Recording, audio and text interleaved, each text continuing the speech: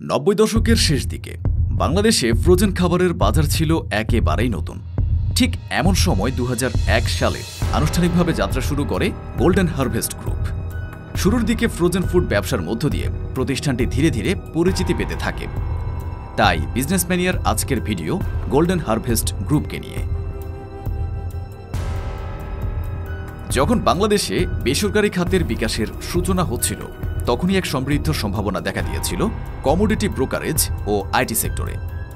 1997 সালে মাত্র 23 বছর বয়সে রজিব শামদানি স্টেমকোর কোম্পানিতে কমোডিটি ব্রোকার হিসেবে ক্যারিয়ার শুরু করেন। 2 বছর পর তিনি প্রতিষ্ঠা করেন গোল্ডেন হারভেস্ট ইনফোটেক লিমিটেড, যা সফটওয়্যার রপ্তানিতে স্বনামধন্য একটি প্রতিষ্ঠান হিসাবে আবির্ভূত হয়। 2000 সালে মূল কোম্পানি গড়ে ওঠে ঢাকায়, আর খাটুনির মিশ্রণে শুরু হয় তথ্য প্রযুক্তি ব্যবসার স্বপ্নযাত্রা। 2004 সালে বাংলাদেশে প্রথমবারের মতো গোল্ডেন হারভেস্ট বাজারে ছড়িয়ে দেয় ফ্রোজেন ফ্রুট ধারণা।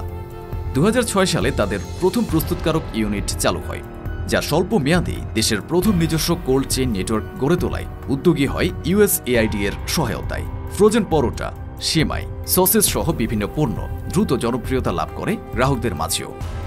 প্রতিষ্ঠানটি ধাপে ধাপে 2009 সালে golden harvest agro industries limited এবং 2012 সালে গোল্ডেন হারভেস্ট ফুডস লিমিটেড প্রভৃতি সাবসিডিয়ারি গঠন করে খাদ্য প্রক্রিয়াজাতকরণ, স্ন্যাক্স এবং চিপস উৎপাদনে মনোযোগ দেয়। 2014 সালে USAID এর সহায়তায় কার্যকর রূপ নেয় তাদের কোল্ড চেইন নেটওয়ার্ক, যা শুধু ভোক্তা বাজারকে নিরাপদ করে তোলে না, বরং রপ্তানি আমদানির অবকাঠামো মজবুত করে।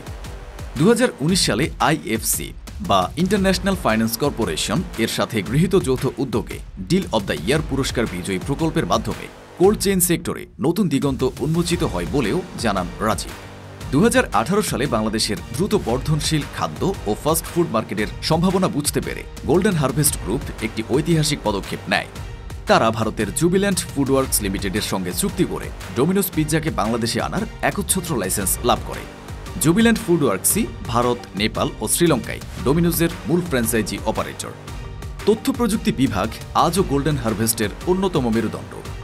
রজিব শামদানির নেতৃত্বে ইনফোটেক বিভাগ 3 বার জাতীয় রপ্তানি ট্রফি জিতেছে এবং পাশাপাশি BPO ও আর্টিফিশিয়াল ইন্টেলিজেন্স, মেশিন লার্নিং প্রশিক্ষণ কার্যক্রম সম্প্রসারণে তারা অগ্রণী ভূমিকা পালন করছে।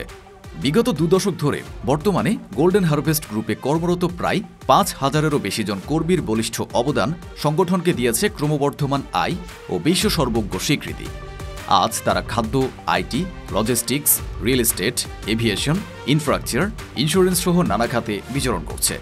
আজকের দিনে দাঁড়িয়ে গোল্ডেন হারভেস্ট গ্রুপ শুধু একটি ফ্রোজেন ফুড কোম্পানি নয়, এটি হয়ে উঠেছে বাংলাদেশের অন্যতম বহুমুখী শিল্পগোষ্ঠী। তাদের সবচেয়ে দৃঢ় 2টি খাত হল খাদ্য প্রক্রিয়াজাতকরণ এবং তথ্য প্রযুক্তি। খাদ্য খাতে golden harvest agro industries limited এখনও দেশের অন্যতম পরিচিত নাম।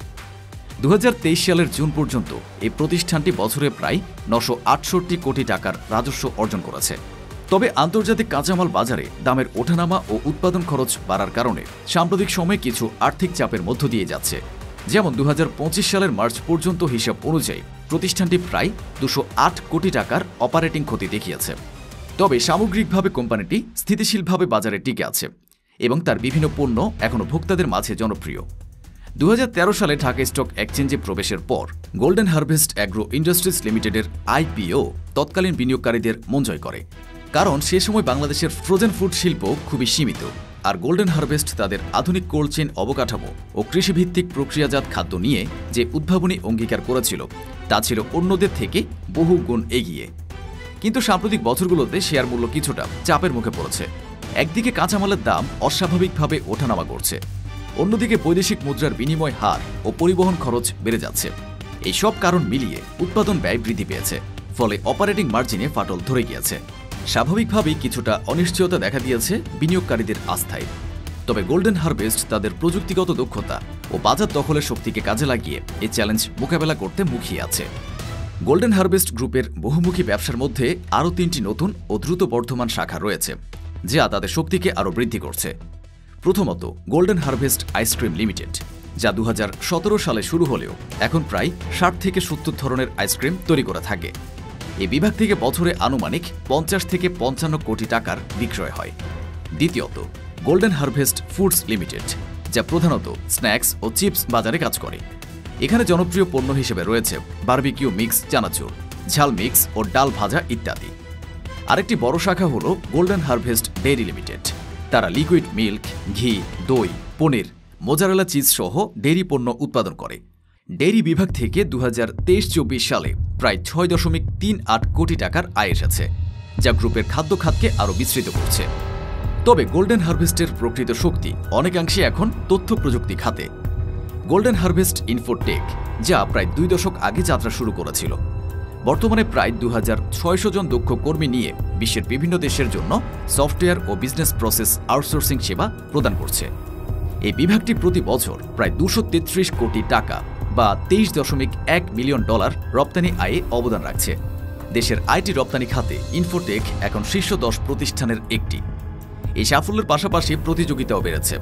ফ্রোজেন ফুড খাতে AG Agro, Aftab, Harvest Rich এবং আন্তর্জাতিক ব্র্যান্ড এমসি চেইন এখন বাজারে শক্ত প্রতিদ্বন্দ্বী, যারা দ্রুত প্রসেসিং, নতুন পণ্যের বৈচিত্র্য ও ব্র্যান্ডিংয়ে জোর দিয়ে গ্রাহকদের আকৃষ্ট করছে। ডোমিনোজের মাধ্যমে গোল্ডেন হারভেস্ট দেশের ফাস্ট ফুড মার্কেটে প্রবেশ করেছে, কিন্তু সেখানে আবার পিৎজা হাট, বার্গার কিং এবং কেএফসির মতো প্রতিষ্ঠানগুলোর সঙ্গে লড়াই চালিয়ে যেতে হচ্ছে। সব মিলিয়ে তাদের চলমান চ্যালেঞ্জ সত্ত্বেও গোল্ডেন হারভেস্টের পণ্যের পরিসর, উৎপাদন কাঠামো এবং কৃষক কেন্দ্রিক সংযোগ এখনও তাদের বাংলাদেশের ফুড প্রসেসিং খাতের অন্যতম নির্ভরযোগ্য নাম করে রেখেছে। এখন পর্যন্ত আমরা জানি রজিব শামদানি হচ্ছেন গোল্ডেন হারভেস্ট গ্রুপের সহ প্রতিষ্ঠাতা ও ব্যবস্থাপনা পরিচালক, আর নাদিয়া শামদানি তার স্ত্রী ও শামদানি আর্ট ফাউন্ডেশনের চেয়ারপারসন। রজিব শামদানি ও নাদিয়া শামদানি বাংলাদেশের শিল্প জগতে এক পরিচিত ও সম্মানিত দম্পতি। শামদানি আর্ট ফাউন্ডেশন এবং ঢাকা আর্ট সামিটের মাধ্যমে তারা আন্তর্জাতিক অঙ্গনে দেশের ভাবমূর্তি তুলে ধরেছেন বহুবার। কিন্তু সাম্প্রতিক কিছু রিপোর্ট এই শিল্পপ্রীতির আড়ালে এক অস্বচ্ছ অর্থনৈতিক বাস্তবতার ইঙ্গিত দেয়।